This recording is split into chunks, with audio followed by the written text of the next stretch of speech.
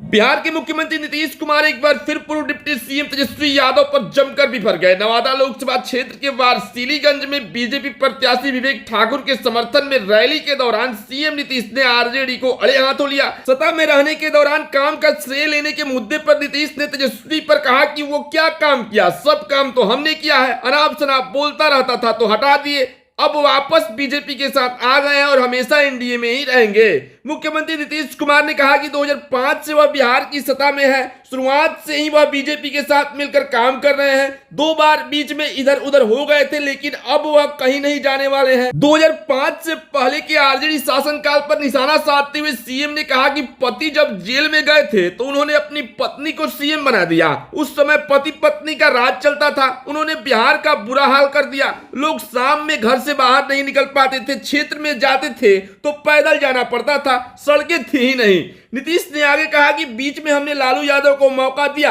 अब उनका बेटा तेजस्वी यादव बोलता है कि हमने बहुत काम किया है। रोजगार को लेकर के जो काम हम लोग पहले ही कर रहे थे उस समय भी किया। मुख्यमंत्री ने कहा कि हमने बम्पर बहाली कराई और लोगों को नौकरियां दी। वो तेजस्वी अनाप शनाप बोलता था, इसलिए उसको बाहर निकाल दिए। उसने कभी कुछ काम नहीं किया। बच्चियां 5वीं के आगे पढ़ नहीं पाती थी, अस्पतालों में इलाज नहीं मिलता था। मुख्यमंत्री नीतीश कुमार ने आरजेडी पर आरोप लगाते हुए कहा कि ये लोग सत्ता में आएंगे तो फिर अपनी जेब भरेंगे। उन्होंने कहा कि हम लोग सत्ता में हैं तो सिर्फ काम करते हैं, मगर ये सत्ता में आते हैं तो सिर्फ अपने कमाने की कोशिश करते हैं। सीएम ने अपनी साफ छवि का दावा करते हुए कहा कि वह जब केंद्र में मंत्री थे तब से लेकर अब तक एक पैसा नहीं लिया। सीएम ने कहा कि 2020 में ही हमने 10 लाख लोगों को रोजगार देने की बात कही थी, अब तक 4 लाख लोगों को सरकारी नौकरी दे दी गई है। 3 लाख नौकरियों पर काम चल रहा है और जब तक सत्ता में है तब तक 10 लाख लोगों को नौकरी देने का काम पूरा हो जाएगा। इसके अलावा 10 लाख लोगों को रोजगार भी दे दिया जाएगा। अब तक 5 लाख लोगों को रोजगार मिल चुका है।